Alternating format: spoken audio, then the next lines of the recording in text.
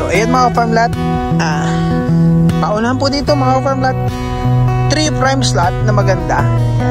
Lot 1, lot 2, lot 3 may kasama na pong concrete na kubo. Ito po yung beachfront area niya, ano po. At ayan, napakaganda ng ambience mga ka-farm lot, ano? Napakagandang retirement places, napakakalma ng dagat, ano? Safe sa batang paliguan po yan. Panalo naman to. Abot kamay ng langit. Oh, sarap. Ayan mga ka-farm lot, Carabao grass po yan ang ilalim, tas lugan, tas may mga talim na mangga. At ang good thing mga ka-farm lot, pasok ang sasakyan dito sa 3 lote na. Eto mga ka-farm lot, kung naghahanap po kayo ng gagawing resort or camping site, ito po yung pinaka best dahil maganda yung ambience, overlooking, maganda rin naman yung dagat niya. At ang good thing pa dito mga ka-farm lot, napaka mabilis i-access. Maganda po yung daan papunta dito, mostly cemented. At ang kagandahan po, 15 minutes drive lang sa town proper. May cellphone signal pa. Overlooking sunset view po ito. At pinaka best po dito mga ka-farm lot, dito sa buong bayan ng Santa Elena. Isa po ito sa pinaka magandang beach area dito kasi karamihan ng beach side po dito ay puro mangrove area, puro fish pond. Ano po? Kaya syempre dahil dating mayor po yung may-ari po nito, syempre hindi po yan bibili kung hindi maganda. Yan. Makakuha po kami mangga. Catch. Very good. Yan. Sarap ng bunga mga ka-farm lot. Oh. Hindi ko pa natitikman pero sobrang tamis daw. Yan. So titikman natin.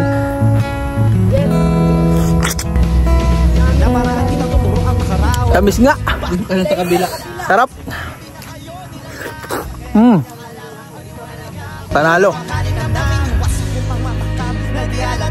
Ang hirap ng magbabaya kapag tawag na ng laman ng nagmadya. Makipaglangit o manawalang kanya.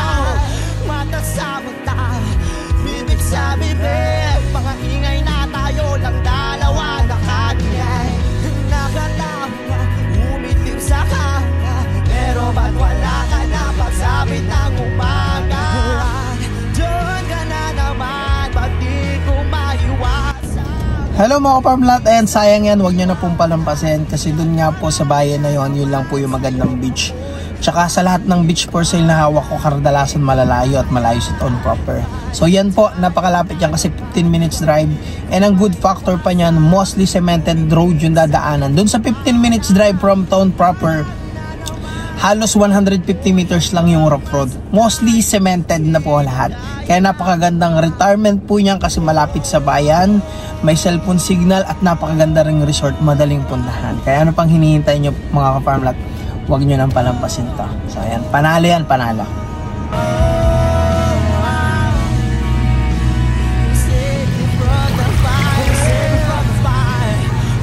Sunset view pala to. And mga farm lot, sa mga nais mag-inquire, and po, ayan po ang aking Facebook account, Facebook page, WhatsApp and Viber. Ayan, dyan na lang po kayo mag-message. Maraming salamat po. And pa-subscribe na rin mga ka-farm lot. Hello mga farm lot, ayan, nandito po tayo ngayon sa bayan po ng Santa Elena, Camarines Norte. Ayan, may featured po tayo na beachfront for sale mga ka-farm lot na 15 minutes drive lang from town proper po ng Santa Elena, Camarines Norte. Ayan po, bali 15 minutes drive and more on cemented road yung access po natin. So madaling puntahan kasi malapit sa bayan at ang good thing, more on cemented road yung daan. At may source ng kuryente at may cellphone signal itong beachfront na pupuntahan natin. Ayan, so nandito po tayo sa edge ng cemented road. Ayan, yan, tatansyahin natin ngayon kung gaano kalayo yung rough road area lang na madadaanan nyo. So ayan, one of the best property for sale natin dahil napakabihira po makahanap ng mga beachfront for sale na palapit sa bayan and at the same time more on cemented road yung daan. And ang good thing, napakamura mga ka-farm lot. Ang mura nito. Ayan, mamaya kakasukat lang, so malalaman natin yung final price na po and final beach cut. Ayan, so I think, ayan o, sa unahan ng bahay na yan mga ka-farm lot, siguro mga 150 meters. Ayan, mga 150 to 200 meters na dumadaan tayo dito sa portion ng rough road. Ayan. Kahit naman sedan, medyo kayang pumasok po, ano, kasi konting rough road lang naman. Ayan. So, ito, start na po ito ng property. Manggahan po ito. Ayan. So, yung lot 3, may nakatirik po dun yung caretaker na bahay, yung lot 3 natin. Pero, ililipat na po yung bahay ng caretaker dito. Ano po? Sa manggahan na to. So, ito yung may iwan sa seller. Ayan, itong manggahan na to. So, ang ibebenta po yung beachfront area na Nyugan. Ayan. So, yan, malapit na tayo mag-start dun sa property. Ayan, medyo maulan po ngayon, pero as you can see, hindi naman po siya ganun ka putik yung daan, kasi hindi naman to busy road. Ano po, ito ay mga nadaan lang dito, walang malalaking truck na napasok. Nadaan lang po dito, ay mga normal lang pong sasakyan na may mga farmland area. So, ibibida ko sa inyo mga ka-farmland yung ating lot 1. Ayan. So, hindi ko pa nakikita yung actual na sukat, pero ipapakita ko na po sa inyo yung mga boundaries ng lot 1. Ayan. So, ito na po yung portion ng lot 1 natin. Ayun, yung nakikita nyo medyo maliwanag, dagat na po yan mga ka-farm lot. Ang good thing dito mga ka-farm lot, ayan, may road na, pasok yung sasakyan nyo. Ayan lang po ang poste ng kuryente. Ayan. So, ito po yung pagitan niya. Ayan. So, itong madrika ko pong ito, mga ka-farm lot, papaganon. Ayan. Ito po ang sakop ng lot 1. Yan, ito. Hanggang dito po ang lot 1. Ayan. So, may kalsada na, mga farm lot. Yan. May front sa kalsada. Hanggang dito po mga farm lot yung lot 1 natin. Saan na yung nilagay dito? Ayun pala, tandaan. Ito. Ito yung lot 1. Mula dito, hanggang dun sa pinuntahan natin kanina. Papaganon. Ayan. Flatland area po yan. Tapos, yung ano po, yung sasakyan nyo, pwedeng makarating hanggang doon sa pinaka beach. Mamaya dadrive-in po natin yan. And start naman nung lot 2, mula po dyan sa muhon na yan hanggang dito. Lot 2 po yan. Pinaka bungad ng kalsada. Yan. Ito po ang lot 2. Yan. Papaganon. At ang lot 3 po, mula dito, ayan, hanggang dito po ang lot 3. Yan. Hanggang dyan po ang lot 3. So, ito po yung magandang pwesto dito. Nandyan po ang bahay ng caretaker. Pero as I said, doon po sa unang part ng video natin, ayan, yung caretaker, doon na po lilipat yan sa bunga doon. So, kaya yung makakabili ng lot 3, maganda yung magiging pwesto niya pag siya po ay maglalagay ng farmhouse. At lalong mas maganda yung pwesto din mga farm lot ng lot 3. Kasi may 2 kubong sakop. Pero ang good thing, may kanya-kanyang advantage yung lot 1, 2, and 3. So ipapaliwanag ko mamaya po sa inyo pag nandun na tayo sa mismong beachfront area niya. Ayan. Ida-drive na lang po natin kasi mamamaya tayo kalalakad. Ayan. Ang good thing mga farm lot, yung mga road po niya, may mga ano na siya.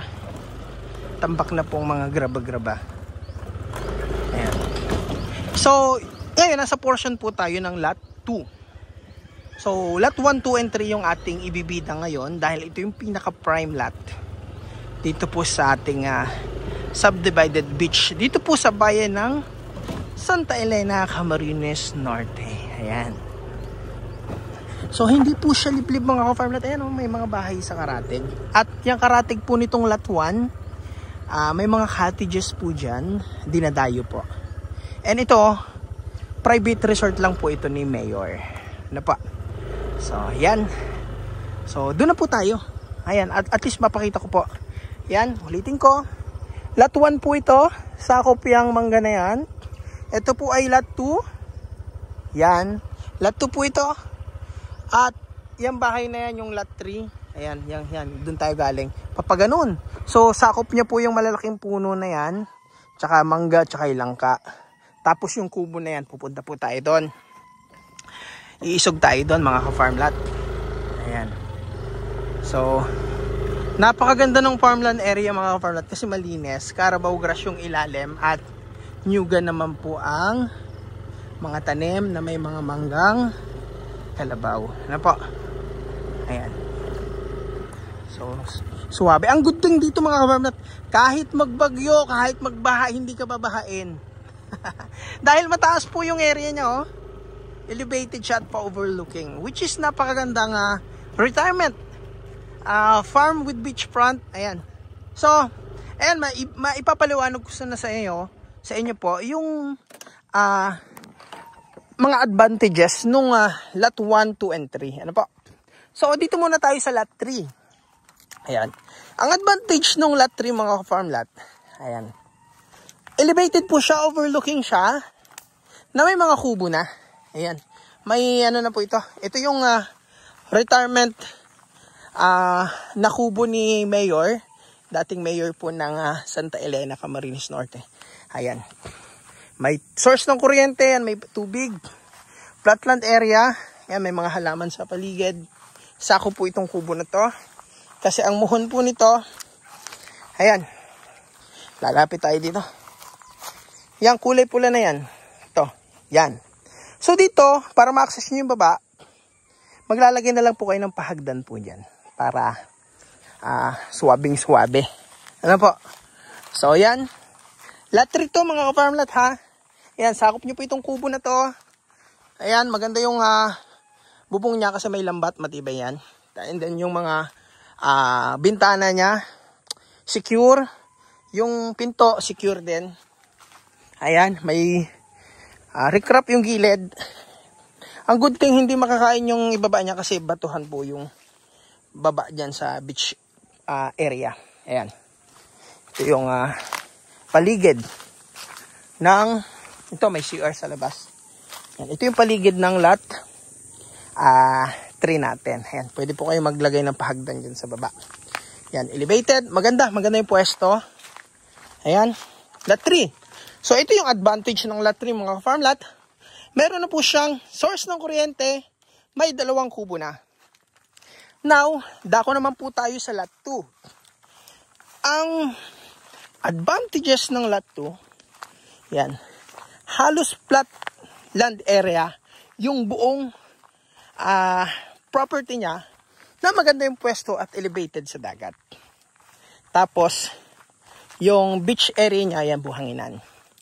Ayan, ito po yung, ayun nga pala mga farm lot, yung tinuro kong muhundong kanina, yan yung pagitan ng lot 2 and 3. So, ito po yung 3, ito yung 2. So, itong 2, ayan, halos flatted papunta dun. So, napakaganda ng land area nitong lot 2. So, panalo itong lot 2 na to.